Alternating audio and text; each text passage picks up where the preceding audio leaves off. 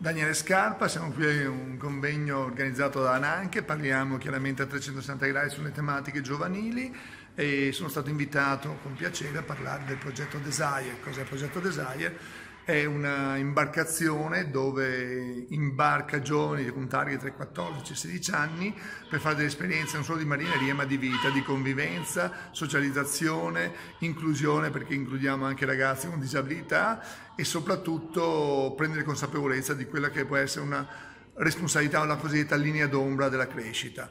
È molto interessante questa nelle prime fasi del progetto, lo stiamo ampliando e siamo disponibili a imbarcare chi ha voglia di mettersi a confronto con gli altri, condividere, soprattutto condividere esperienze anche con ragazzini o ragazzi disabili. Perché? Perché è un aspetto della vita che arricchisce tutti quanti, soprattutto le persone che poi nella vita potrebbero trovarsi a dover condividere o azioni del genere.